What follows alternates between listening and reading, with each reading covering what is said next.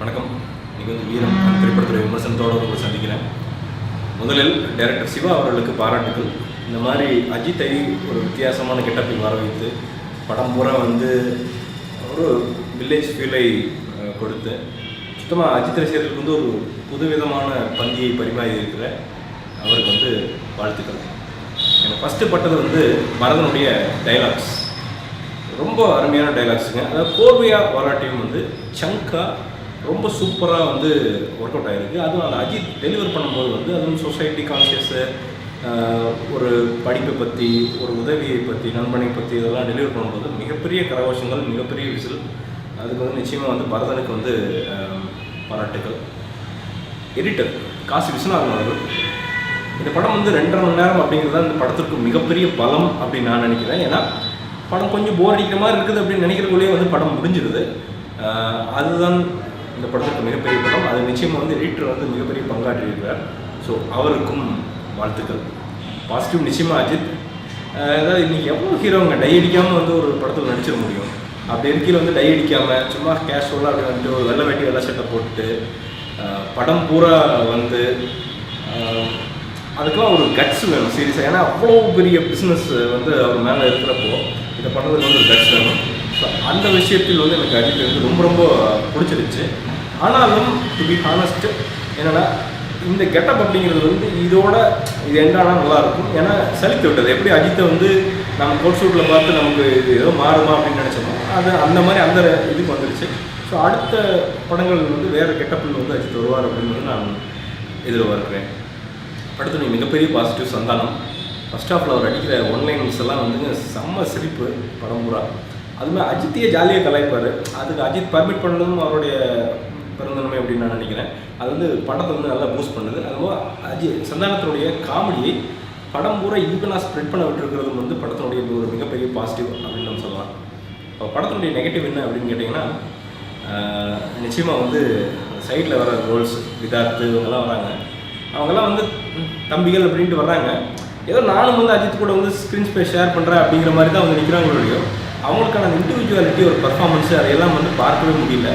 அதுதான் எனக்கு மிகப்பெரிய மைனஸாக எனக்கு தோன்றுச்சு. அவங்கெல்லாம் இன்னும் கொஞ்சம் நல்ல எஃபர்ட்டை போட்டு நடிச்சிருந்தாங்கன்னா நல்லா இருந்திருக்கும். அதே மாதிரி மற்ற கேஸ்ட் அதெல்லாம் பார்த்திங்கன்னா நாசரை தவிர வேறு யாருமே பெருசாக ஷைன் ஆகிற மாதிரி தெரில. That includes heroine Tamannaah. வர்றாங்க, பாட்டு டான்ஸ் ஆடுறாங்க, ஒரு எக்ஸ்பிரஷன் பண்ணுறாங்க, போயிடுறாங்க. மற்றபடி அவங்ககிட்ட பெருசாக எதையுமே நம்ம எதிர்பார்க்க முடியறதில்லை அப்படிங்கிறது ஒரு நெகட்டிவ் அப்படின்னு சொல்லலாம். நெகட்டிவ் அப்படின்னு சொல்கிறப்ப நிச்சயமாக தேவிஸ்ரீ பிரசாத்தினுடைய இசை, அதாவது ஓப்பனிங் சாங் சூப்பர் நல்லா இருக்குது. இன்னொரு அது குத்து இதெல்லாம் ஓகே நல்லா இருக்குது. பட் பிஜிஎம் ஓரளவுக்கு நல்லா இருக்குங்க. அந்த நல்ல ஃபைட்டுக்கு போகிறதா அப்போல்லாம் நல்லா இருக்குது, ஓகே இல்லைங்களா. பட் நிறைய இடத்துல இது எங்கேயோ கேட்ட மாதிரி இருக்கே அப்படிங்கிற ஒரு ஃபீலிங் வந்துடுது. ஸோ அது ஒரு நெகட்டிவாக நான் நினைக்கிறேன். சில இடங்களில் எனக்கு ஹானஸ்ட்டாக தலைவலித்தது. அதுவும் நான் சொல்லிக்க விரும்புகிறேன். சரி, இப்போ படம் மொத்தமாக என்னங்கிறீங்க அப்படின்னு கேட்டிங்கன்னா அஜித்திற்கு ஃபேமிலி ஆடியன்ஸ் அப்படிங்கிறது அது அந்த இது இன்னும் அவர் சிறையை விரித்து பறக்கலை.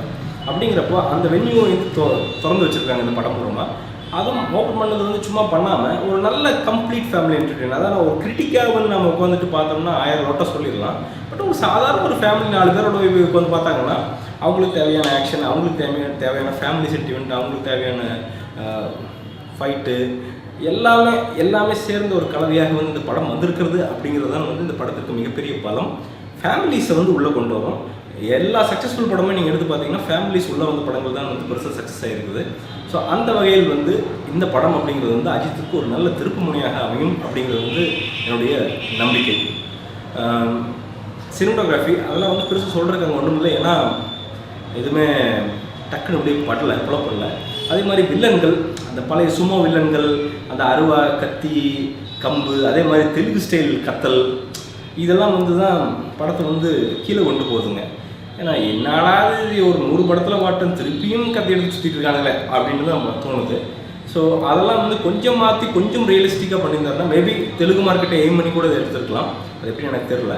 பட் அது தமிழில் பெருசாக ஒர்க் அவுட் ஆகலை அப்படின்னு தான் சொல்லிக்க விரும்புகிறேன். ஆக மொத்தத்தில்ங்க இதெல்லாம் சின்ன சின்ன நெகட்டிவ்ஸ் இருந்தாலும் ஒரு குடும்பமாக ஒரு சாதாரண ஆடியன்ஸாக பார்க்குறப்போ ஒரு ஹோல் பேக்கேஜாக தெரிகிறது தான் நிதர்சனமான உண்மை.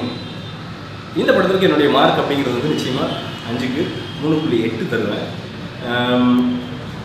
இன்னும் நிறைய பண்ணியிருக்கலாம், சின்ன சின்ன அட்ஜஸ்ட்மெண்ட்ஸ் பண்ணியிருந்தாங்கன்னா இன்னும் பெஸ்ட் படமாக வந்திருக்கிறதுக்கான வாய்ப்புகள் நிறையா இருக்குது. என்னுடைய விமர்சனம் உங்களுக்கு பிடிச்சிருந்துச்சுன்னா கீழே லைக் பட்டன் இருக்குது, பண்ணுங்கள்.